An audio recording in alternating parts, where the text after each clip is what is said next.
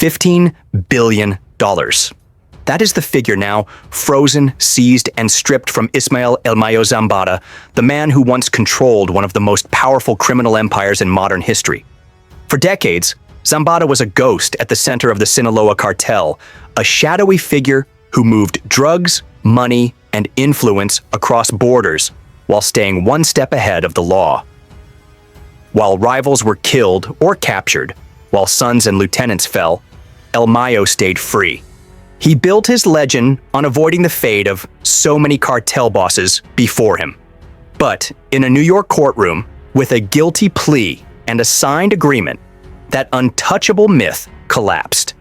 What followed was not just a legal moment, but one of the largest criminal asset forfeitures in United States history.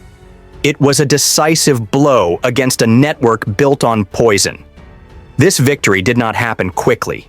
It was the end result of years of investigations and quiet negotiations that finally cornered a man who had been a ghost for 50 years.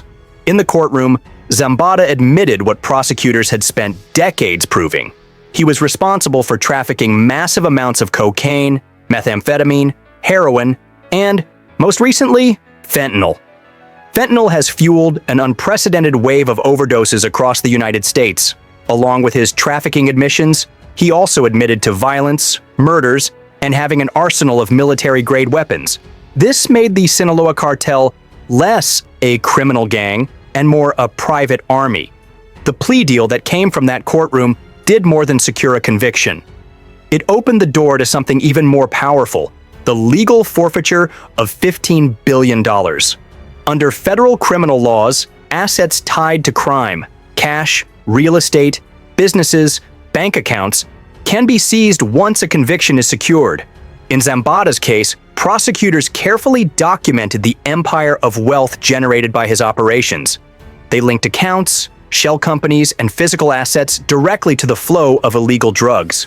With his guilty plea, the legal tricks he used to hide his wealth vanished. Those billions were no longer protected by lawyers or layers of corporate ownership. They became the property of the United States government. This was not just about money.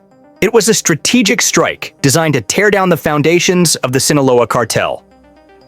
Money is power for criminal groups. It is the power to bribe officials, to buy weapons, to hire soldiers, and to expand drug markets. By legally stripping Zambada of his wealth, prosecutors were not just punishing a man. They were choking the financial lifelines that kept one of the most violent and influential criminal groups on the planet alive. One senior official stated it plainly. Every dollar we seize is a bullet they can't buy, a shipment they can't move, a cop they can't corrupt. Before we get to that, I need your help. I'm trying to hit 50,000 subscribers by the end of the year, and I need your help. So I would really appreciate it if you could subscribe and help me out. The Trump administration quickly framed the seizure as a major turning point. Officials from the Department of Justice and the White House highlighted the importance of the forfeiture, not just in size, but in what it stood for. $15 billion, wealth built over decades of human suffering, was no longer in the hands of a man who had treated borders and laws as small problems. The seizure, they said, was proof that the law, however slow, could reach even the most protected figures in the drug war. This message was important to communities hurt by the drugs Zambada trafficked. Fentanyl alone has caused widespread death across America. To families who lost loved ones, the image of Zambada admitting defeat in a United States courtroom felt like a small piece of justice. It was validation that their pain had not been completely ignored. The legal work behind the forfeiture was as complex as it was careful. Federal prosecutors used laws that allow for the seizure of assets tied to criminal groups. This process is designed not only to punish, but to cripple organized crime financially. Every asset had to be traced, and every dollar had to be linked to a crime. It was a painstaking effort that involved forensic accountants, intelligence analysts, and investigators who followed the money through layers of shell corporations, offshore accounts, and real estate holdings across the world. The end result was a map of an empire and the legal authority to take it apart piece by piece. This was a long game of strategy and patience. For Mexico, where the Sinaloa cartel still holds a lot of power, the news of the forfeiture caused a different kind of conversation. Inside the United States, officials were clear about what the forfeiture meant and what it did not. No one believes that taking $15 billion from Zambada will end the Sinaloa cartel. The organization is vast and spread out, designed to survive the fall of any single leader. But the seizure matters because it creates chaos. It forces the cartel to change, to rebuild its financial networks, and to operate with less cash in a world where money is the only thing that counts. This chaos, even if temporary, saves lives by slowing operations, shrinking drug shipments, and creating weaknesses that law enforcement can use. The arrest and financial strike are not just victories, they are leverage. They are tools to dismantle not just the leader, but the structure that will try to rebuild without him. For decades, Zambada was a ghost, a legend no one could touch. Many people believed the drug war was useless because he was too smart, too careful, and too powerful to ever face justice. Watching that myth fall apart in a federal courtroom and watching his fortune legally taken away created a sense of finality that generations of law enforcement officers and victims never thought they would see. It was a reminder that persistence, no matter how tiring, can deliver results. However, the victory is not complete.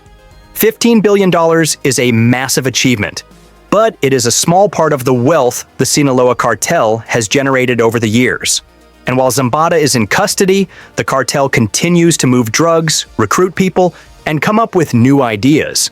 The forfeiture is not the end of a war. It is a critical battle won that shows what is possible when legal strategy, intelligence, and international cooperation work together.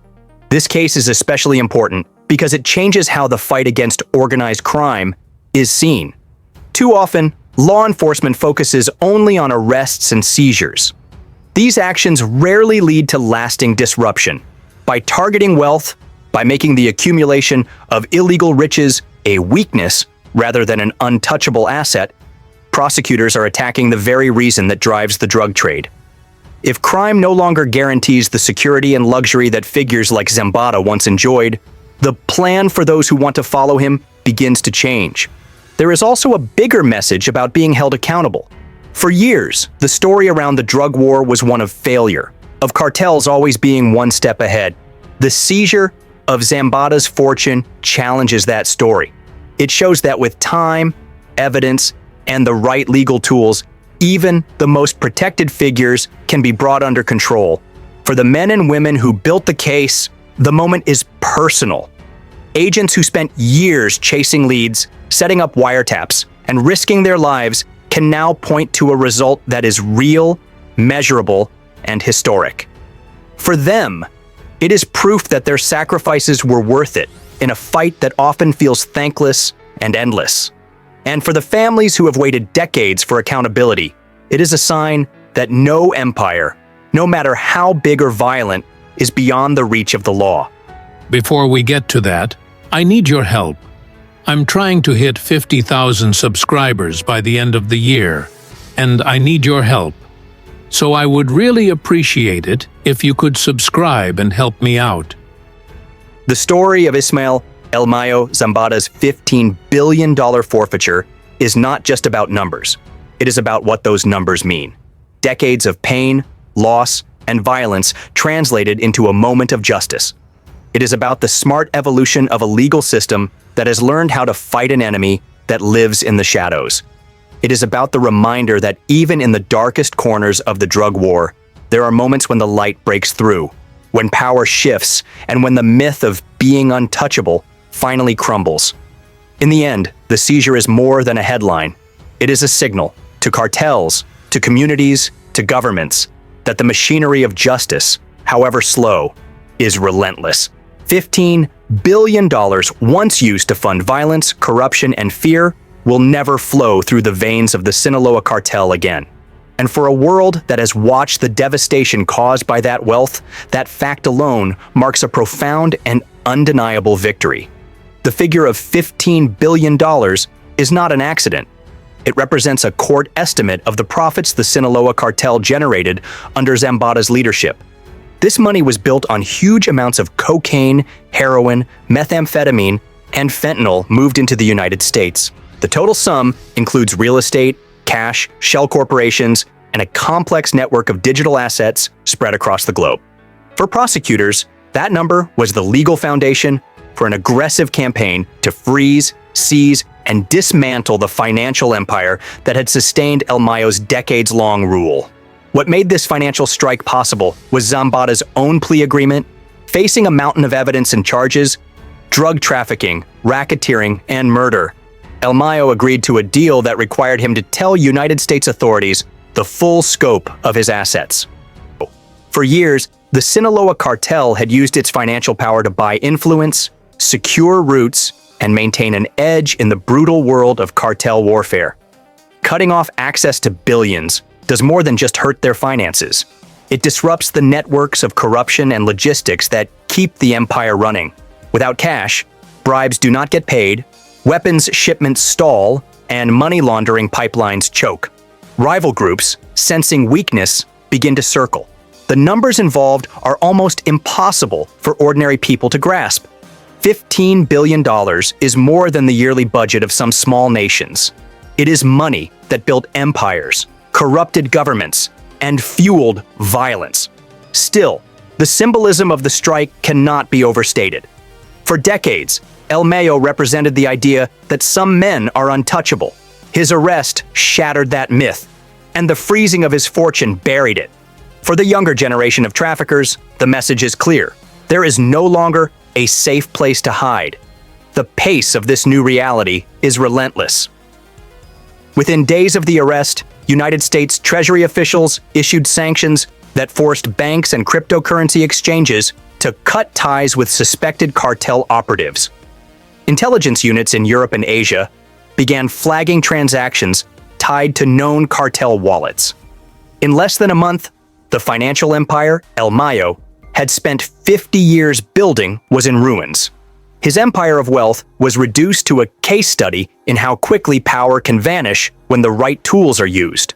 By pairing the capture of a mythic figure with the financial cutting off of his empire, the United States and its partners have signaled a shift from reacting to a problem to fixing the whole system. The lesson is clear. Power in the cartel world is not just measured in guns and drug routes. It is in the ability to move and launder money faster than it can be seized. By hitting that nerve, the $15 billion strike has shown that even the most complex criminal networks are vulnerable.